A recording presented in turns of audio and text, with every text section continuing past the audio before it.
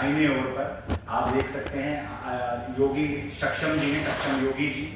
आप जो हमारी गो संसद है उसका पूरा प्रभार देखते हैं, उसके प्रभारी हैं आप।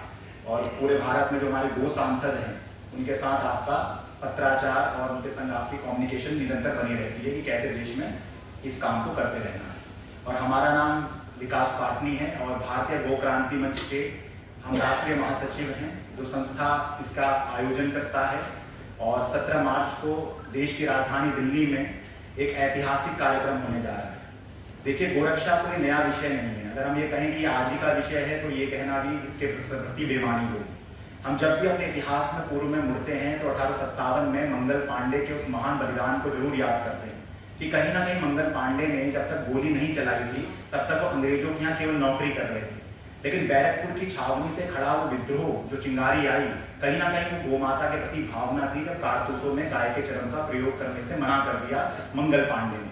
और उसी क्रांति सी बगावत में आगे बढ़कर मेरठ में एक बहुत बड़ी सैनिक विद्रोह को खड़ा किया और एक क्रांति 1857 का बहुत बड़ा संग्राम बनी। इसके बाद देश में विभिन्न तरह के आयाम खड़े हुए।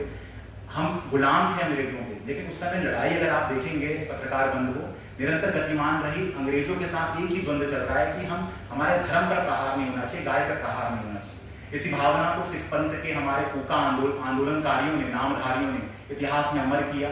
मलेर कोटला से लेकर पंजाब की धरती गवाह बनी जब उन्होंने बलिदान गोरक्षा की खातिर इस देश में दिया। और आगे चलते चलते 1966 में एक ऐतिहासिक क्षण देश में आया जब धर्म सम्राट यति चक्र चूड़ामणि करपात्री जी महाराज ने इसी देश की राजधानी दिल्ली में एक व्यापक गोरक्षा आंदोलन किया।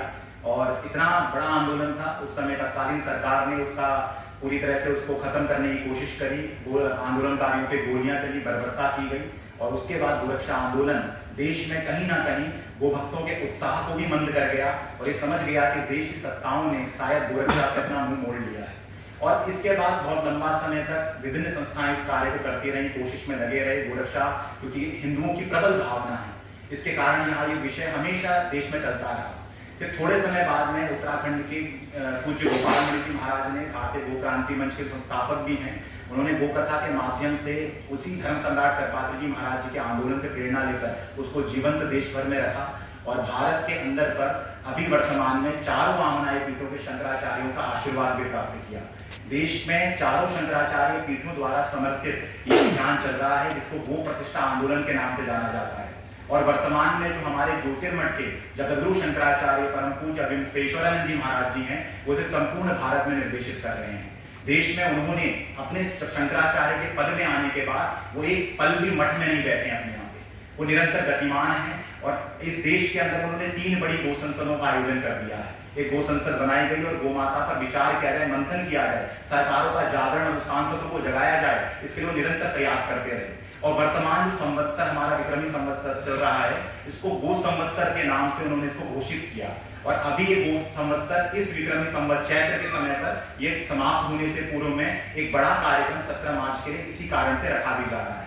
इसी मध्य भारत में पहली बार ये स्थिति बनी कि कोई हमारे हिंदुओं के सर्वोच्च धर्मगुरु शंकराचार्य नंगे पैर पदयात्रा करी। उन्होंने गोवर्धन से लेकर उन्होंने पदयात्रा दिल्ली तक निकाली। और 1966 में, क्षमा कीजिए, 1966 में जहां जिस जगह पर गोरक्षों पे गोलियां चली थी, गौभक्त साधु संतों पे गोलियां चली थी, उसी संदर्भ स्थल के सामने जाकर उन्होंने श्रद्धांजलि अर्पित भी सभी गोभक्त बलिदानियों को करी। इसी के मध्य देश में इसी जागरण को बढ़ाने के लिए संपूर्ण भारत के 36 प्रदेशों की एक गोध्वज स्थापना भारत यात्रा अभी थोड़े समय पहले ही जगद्गुरु शंकराचार्य महाभाग ने करी। और परम पूज्य शंकराचार्य जी ने पूर्व से पश्चिम, उत्तर से दक्षिण समूची अखंड भारतवर्ष को गोमाता को राष्ट्रमाता का सम्मान मिले, गो हत्या बंद देश में हो, गाय को पशु की सूची से हटाकर माता की सूची में रखा जाए, इसके लिए पूरे भारत को एक करने के लिए बहुत बड़ी यात्रा इस देश में करके दिखाई थी। जिसका परिणाम भी आप सभी जानते हैं कि महाराष्ट्र की तत्कालीन जो सरकार थी, जो हमारे तत्कालीन सरकार में एकनाथ शिंदे जी उस समय मुख्यमंत्री थे, उन्होंने राज्य माता का सम्मान भी गो माता को उसी आंदोलन और उसी यात्रा के प्रभाव के कारण दिया था, जब उसमें द्वारिका पीठ के शंकराचार्य और ज्योतिर्मठ के शंकराचार्य महाभाग जी की उपस्थिति में ही उन्होंने इस काम को और इस प्रस्ताव को पूरी तरह से जन सामान्य के बीच में रखा था। लेकिन विडंबना यह है कि इतने सब करने के बाद भी और निरंतर पत्राचार अभी सभी माध्यमों में सरकारों से करता रहे हैं।